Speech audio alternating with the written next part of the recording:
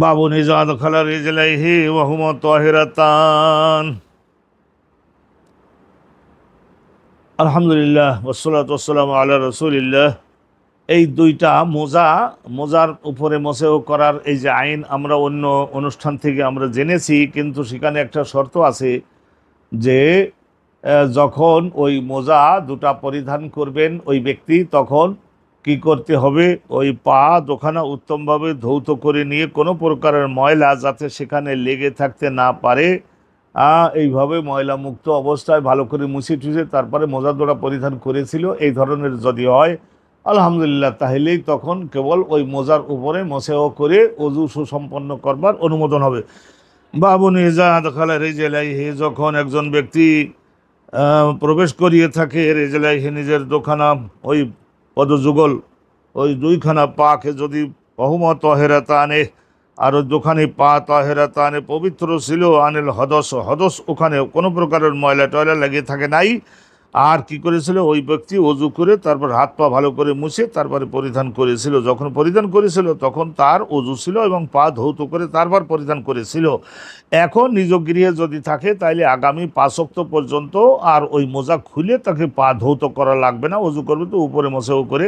আর যদি সফরে থাকে তাহলে 15 ওয়াক্ত, এটা হাদিস দ্বারা সাব্যস্ত আছে। আলহামদুলিল্লাহ, এটা আমরা শুনে নিচ্ছি।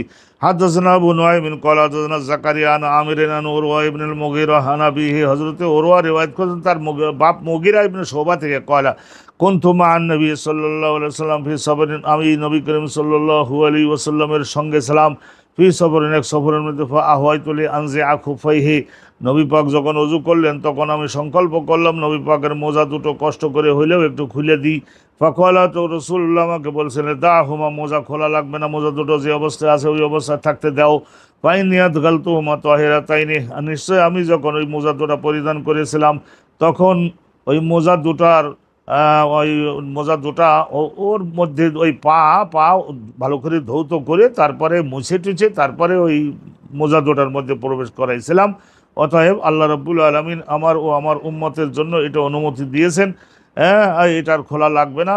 যদি গৃহে থাকি তাহলে 5 ওয়াক্ত নামাজ, মানে ও 5 ওয়াক্ত নামাজের বেলায় আমি কি করতে পারবো, এইভাবে মসেহ করে নামাজ উজু সম্পন্ন করতে পারবো। যদি সফরে থাকে তাহলে 15 ওয়াক্ত। ফামাসাহা আলাইহিমা, এই কথা বলে হযরতে মুগীরা বিন শুবাকে বুঝাই দিলেন এবং নবী করিম সাল্লাল্লাহু আলাইহি ওয়াসাল্লামের পরে মোসেহ করলেন আলাল খুফাইন। আলহামদুলিল্লাহ, মোসে আলাল খুফাইনের উপরে আমরা জানলাম, সুন্দরভাবে জানলাম। ওই শেষের একটা কন্ডিশনটা সম্পর্কে একটু পরিষ্কার হওয়ার জন্য ইমাম বুখারী রাহমাতুল্লাহি আলাইহি দলিল দ্বারা একেবারে নবী পাক সাল্লাল্লাহু আলাইহি ওয়াসাল্লামের কর্ম, সেইগুলি তো দলিল। আল্লাহর কনস্টিটিউশন আমাদের নবী পাক, আল্লাহর সংবিধান, আর তিনি কোরআন শরীফের ব্যাখ্যা।